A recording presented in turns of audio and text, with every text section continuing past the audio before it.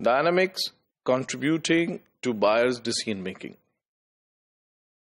یعنی وہ کون سے معاملات ہیں جس کے ذریعے بائر اپنا ڈیسیژن بناتا ہے اور کسی کمپنی کی طرف مائل ہوتا ہے.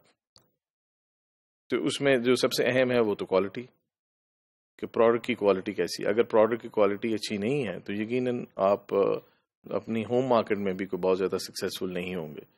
تو یہ اہم ہے کہ جو بھی پروڈکٹ ہم ایکسپورٹ کرنے جا رہے ہیں اس کی کوالٹی پہ کوئی کمپرومائز نہ ہو. پھر ڈلیوری سے مراد یہ ہے کہ how fast you can deliver the product so that the customer could get the product in time and could market it into its own country.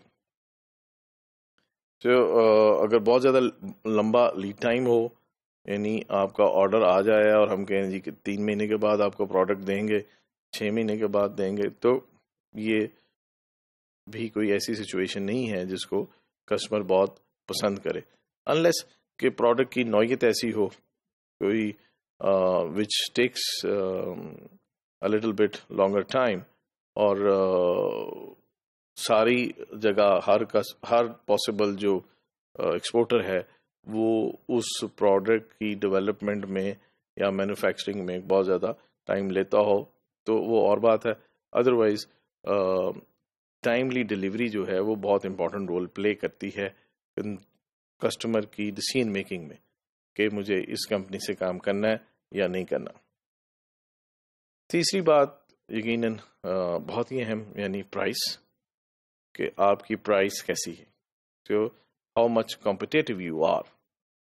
اگر آپ کی پرائس جو ہے وہ بہت زیادہ ہے اور ہمیشہ ہی زیادہ ہے تو and there are competitors available as well.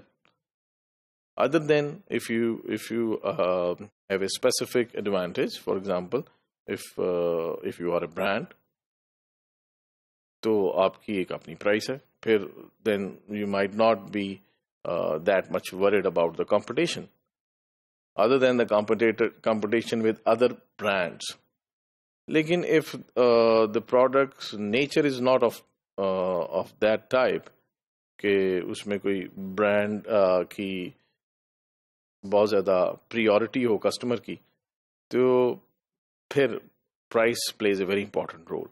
ابھی جب ہم دیکھتے ہیں کہ چائنا جو ہے اس نے تمام ملکوں کو پیچھے چھوڑ دیا اور ہم یہ کہتے ہیں کہ China is the factory for the whole world, تو اس میں جو بنیادی رول پلے کیا ہے وہ پرائس نے ہے کہ جو پرائس چائنا آفر کرتا ہے مختلف اشیاء کی، وہ پرائس باقی ممالک آفر کرنے میں کامیاب نہیں ہوتے. یہ وجہ ہے کہ چائنیز پروڈکٹ جو ہیں ساری دنیا میں مارکیٹ میں آپ کو مل جاتی ہیں اور انہوں نے مارکیٹ کیپچرائزیشن کر لی ہے تمام دنیا میں. Then warranties which is along with the products, specially اگر پروڈکٹ جو ہیں وہ الیکٹریکل یا الیکٹرانک پروڈکٹس ہیں، ٹیکنالوجی اورینٹڈ پروڈکٹس ہیں، تو وارنٹی سچویشن کیا ہے، customers are also very conscious about it.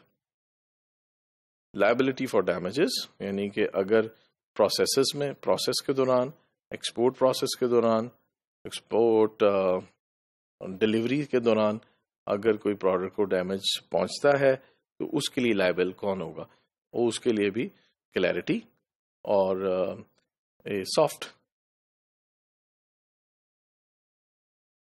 Treatment to the customer, یہ بھی بڑا امپورٹنٹ رول پلے کرتا ہے بائر کی ڈیسیژن میکنگ میں. دوسرا جو اہم ہے ایلیمنٹ وہ ہے پیٹنٹ پروٹیکشن. اگر آپ کے خود جو آپ کے جو پیٹنٹس ہیں یا ٹریڈ مارکس ہیں اس کی آپ کی انٹرنیشنل پروٹیکشن اچھی ہے تو یہ بھی اہم رول پلے کرے گا، بیکاز ایکسپورٹ کسٹمر یہ نہیں چاہتا کہ وہ آپ کی پروڈکٹ کو، آپ کی پروڈکٹ لائن کو، آپ کے برانڈ کو انٹروڈیوس کرے، اس کو مارکیٹ کرے، اس کے اوپر کام کرے، اس کے بعد اس کے کاؤنٹر فیٹ پیدا ہونے شروع ہو جائیں اور ان کاؤنٹر فیٹ کو وہ یا پیرنٹ کمپنی کنٹرول کرنے میں ناکام ہو. دین پیکیجنگ.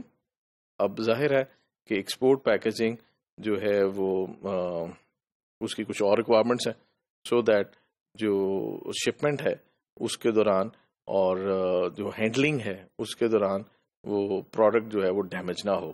تو اچھی پیکیجنگ بھی ایک اہم ریکوائرمنٹ ہوتی ہے تمام ایکسپورٹ کسٹمرز کی. پھر ٹرمز آف پیمنٹ کہ پیمنٹ کیسے ہوئے گی. تو اگر آپ اس میں فیسیلیٹیٹ کرتے ہیں اپنے کسٹمرز کو، اگر آپ کچھ کریڈٹ دے دیتے ہیں یا لیٹر آف کریڈٹ کے ذریعے اگر آپ انسسٹ کرتے ہیں، لیکن اس میں بھی وہ موڈ اڈاپٹ کرتے ہیں جو کہ کسی حوالے سے کسٹمر کے لیے بہتر ہے، اور دوسرا موڈ آف ٹرانسپورٹیشن یعنی وہ پروڈکٹس کیسے پہنچیں گی آپ کے ملک سے باہر کے ملک کو، اور اس میں جو ویز استعمال آپ کرنا چاہ رہے ہیں.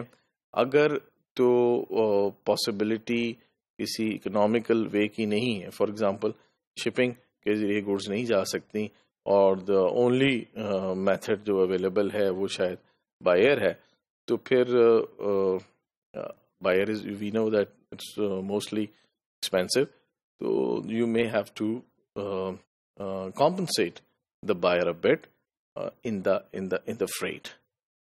So that could add to the benefit of the buyer and to make his mind to buy his products from your company.